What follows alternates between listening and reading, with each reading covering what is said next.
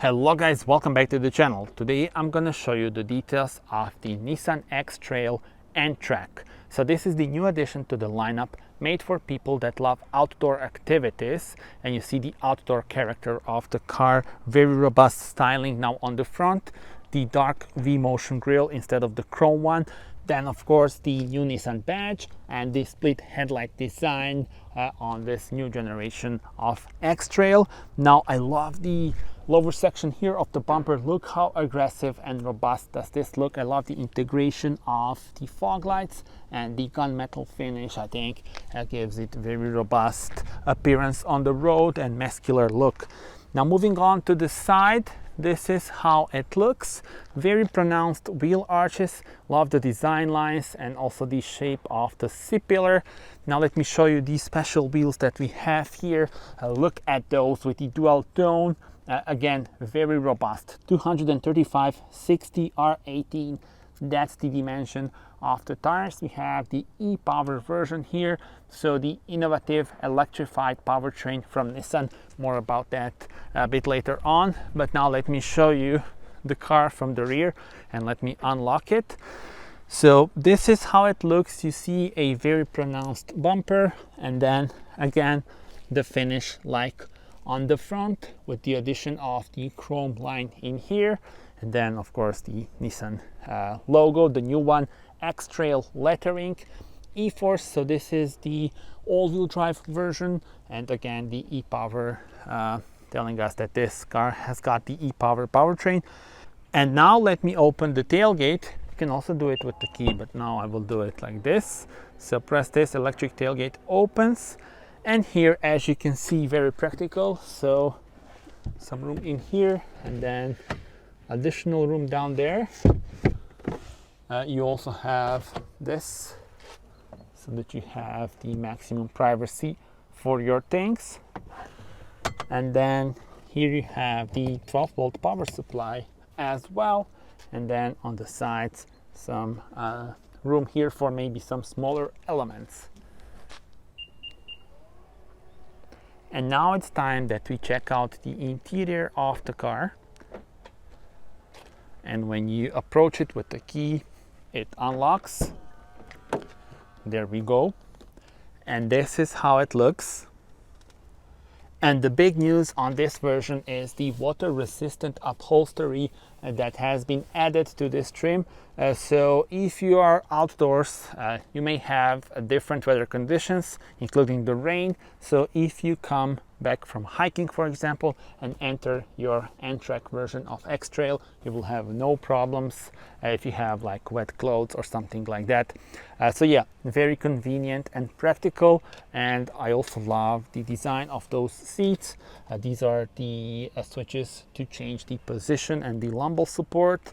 Then here is the storage room in the door pocket. And yeah, well, the switches for the windows and the mirrors, lock and unlock, memory of the seats.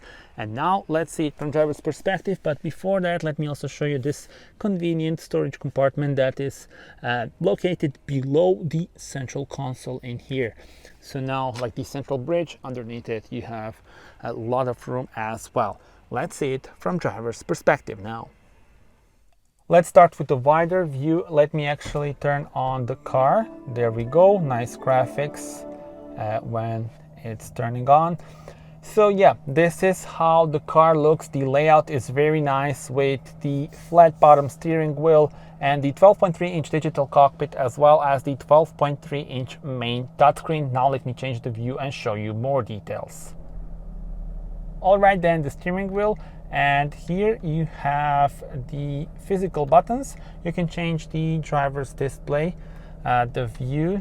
So you have this one, or more like the standard dials. And yeah, well, now the main touchscreen, again 12.3-inch one, and it's very easy to use it. And here is the navigation. I'm not gonna go through all the details, as I already covered that on my full review of the Nissan X-Trail that I had with different trim.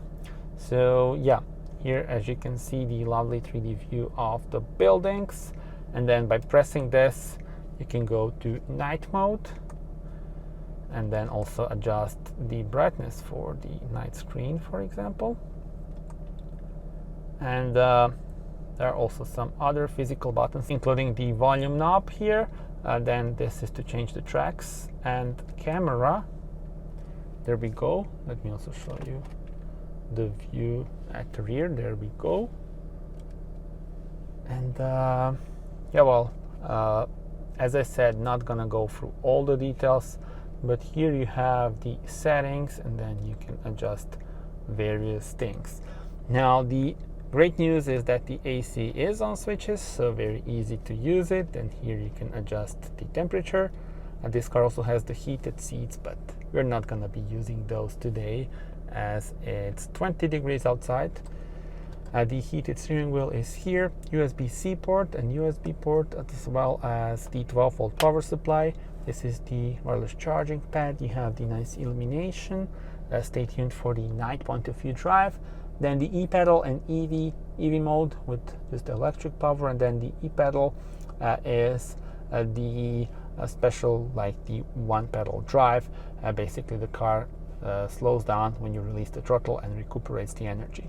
Now the EV, so I now turned it on, but you must know that the e-power powertrain always, the wheels are always turning thanks to the electric motor. So electric motor is driving the wheels, and then the petrol unit is here to generate electricity, but more about that when we talk about the powertrains. I love the finish here, so it's not gloss black, and as you can see, it doesn't get scratches easily, and also it's pretty good because there are no fingerprints. As you can see, electronic parking brake and the auto hold.